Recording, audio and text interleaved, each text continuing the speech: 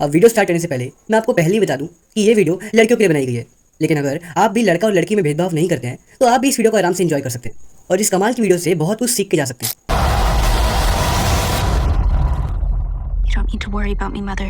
अभी just recently मैंने Wednesday 2 की पॉपुलैरिटी को देखते हुए वेडनेसडे सीजन 1 को देखा और उसको देखने के बाद मुझे ये पक्का समझ आ गया Like returning to the scene of the crime. Howdy, Ruby. I already know where the bodies are buried.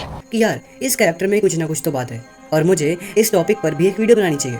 और इसीलिए आज मैं आप सभी के सामने ले आया हूँ एक ऐसी वीडियो जिसमें हम ब्रेक डाउन करेंगे वेडनेसडे की पूरी पर्सनैलिटी का और जानेंगे उसकी छोटी सी छोटी बारीकियों को।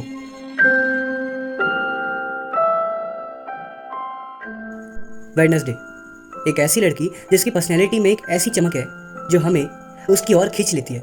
वो लड़की ना ही तो हंसती है और ना ही रोती है, लेकिन उस लड़की के साइलेंस में एक कहानी छुपी होती है, एक ऐसी कहानी जो तुम्हारी और मेरी भी हो सकती है। जी हाँ, मैं बात कर रहा हूँ वेडनेसडे एडम्स की। लेकिन ये सिर्फ एक फिक्शनल कहानी नहीं है, बल्कि ये रियलिटी भी है।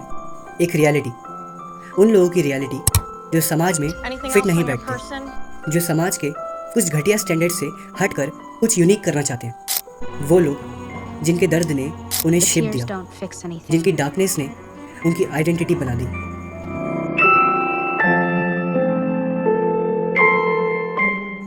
वेडनेसडे कभी नॉर्मल नहीं थी और उसे ये बात पता भी थी, इसीलिए उसने कहा था I act as if I don't care if people dislike me. अब ये लाइन कोई सिंपल लाइन नहीं थी, बल्कि ये वेडनेसडे की तरफ से दी गई एक स्टेटमेंट थी। जैसे मानो कि कोई आर्मर, जब दुनिया तुम्हें रिजेक्ट करती है तो तुम खुद को उस रिजेक्शन से प्रोटेक्ट करते हो बजाय उस दर्द को अपनाने के। यही तो होता है डिफेंसिव प्राइड, जब हम अपने पेन को अपने मास्क में तब्दील कर लेते हैं। ऐसा आपने भी कई बार फील करा होगा जब आपको किसी ने कहा होगा कि यार तू तो बहुत अजीब है, और उस दिन आपने गर्व से ये कहा होगा हाँ हूँ। अब ह्यूमन साइकोलॉजी के हिसाब से वेडनेसडे एक लड़की थी, भले ही उसमें कुछ मैस्कुलिन ट्रेट्स क्यों ना हो, लेकिन थी तो वो एक लड़की। और इसीलिए उसको एक चीज़ की बहुत आदत थी और वो थी गपशप की। हाँ, हो सकता है वेडनेसडे वैसी गॉसिप्स नहीं करती थी जैसे कि आम लड़कियां करती हैं, और ये बात बिल्कुल सही भी है, क्योंकि स्टोरी टाइमलाइन के हिसाब से वेडनेसडे की पर्सनैलिटी बाकी आम लोगों से बहुत अलग है। इनफैक्ट वो तो ह्यूमंस में भी नहीं आती, और अपने अंदर भरी हुई इतनी सारी बातों को सुनाने के लिए उसने बनाया अपना एक बेस्ट फ्रेंड जिसका नाम था थिंग।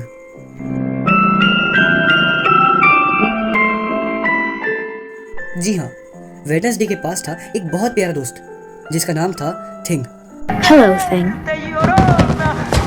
लेकिन इसमें सबसे ज़्यादा हैरानी वाली बात ये थी कि वो बस एक काटा हुआ हाथ था।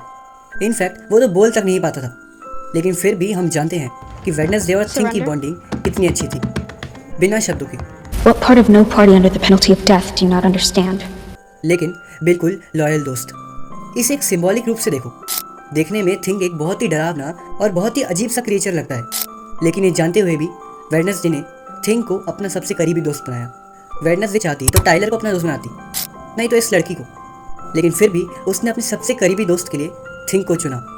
और हमें भी वेडनेसडे की पर्सनैलिटी से एक चीज़ सीखनी चाहिए कि दोस्त सिर्फ ऊपरी चीज़ों को देखकर नहीं बनाना चाहिए कि यार ये सुंदर है तो हम इसे अपना दोस्त बनाते हैं, बल्कि असली दोस्त उसी को बनाना चाहिए जो सच में हमारी ही तरह हो, लेकिन बाहर से नहीं, अंदर से।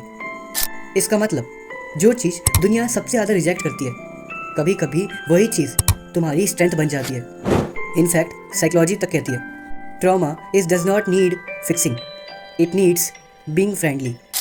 थिंक को देखो, वो जस्ट एक कटा हुआ हाथ था, लेकिन उसी कटे हुए हाथ ने वेडनेसडे को सपोर्ट दिया। तुम्हारी लाइफ में भी कोई ना कोई थिंग ज़रूर होगा, मे बी योर फ्रेंड, तुम्हारी खुद की पर्सनैलिटी, योर इमेजिनेशन, कुछ भी। और हो सकता है कि शायद वही तुम्हारी असली स्ट्रेंथ हो।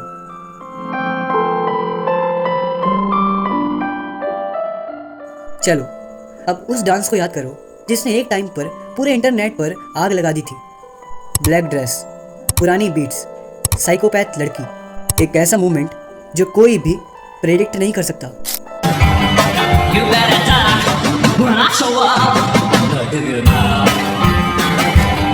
That was not just a dance, बल्कि वो एक अनाउंसमेंट था जिसमें वो ये बताती है कि मैं किसी के भी रूल्स के हिसाब से चलने वाली नहीं हूँ।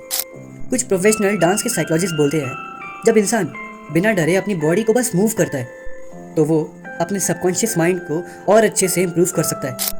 वेडनेसडे ने उस पार्टी में डांस किया क्योंकि उसने अपने डर से सुलह कर लिया था।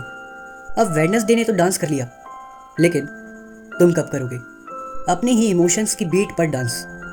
जब तुम खुद ही से भागना बंद करोगे और खुद से ये कह पाओगे, मैं खुश हूँ खुद के साथ।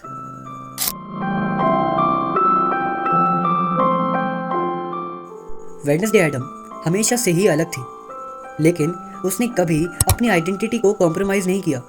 फॉर एग्जाम्पल, इस स्पाई का नाम तो आपने सुना ही होगा। इस स्पाई ने 20 साल तक अपनी असली पहचान को छुपाकर इंडिया के मिशंस के लिए काम करा।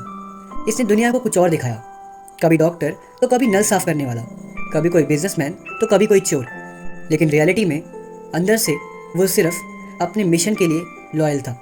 और देखा जाए तो हम सभी भी इस स्पाई की तरह अपने अपने मिशंस कर रहे हैं। ये सब क्या दिखाता है कि दुनिया से अलग होना कोई श्राप नहीं है, बल्कि ये तो एक असली पावर है। और अगर तुम भी अपने इमोशंस, अपनी साइलेंस, अपनी डार्कनेस के साथ खड़े हो सकते हो, तो दुनिया तुम्हें भी समझने की कोशिश करेगी।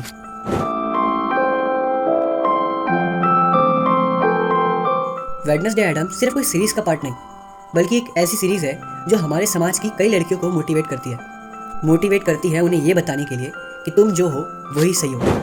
आज के किन्नर और वेडनेसडे की हालत बिल्कुल सेम थी। अब मेरे कहने का मतलब गलत मत समझना, लेकिन ये बात सच है।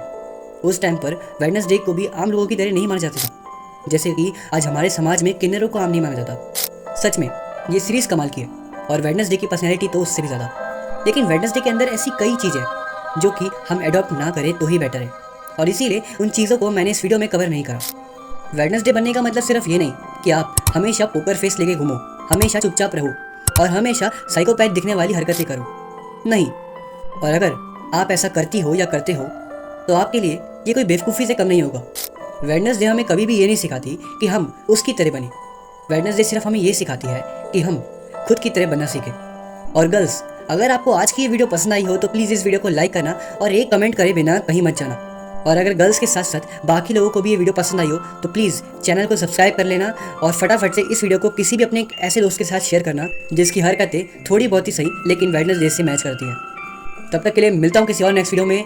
एंड एक आत्मा।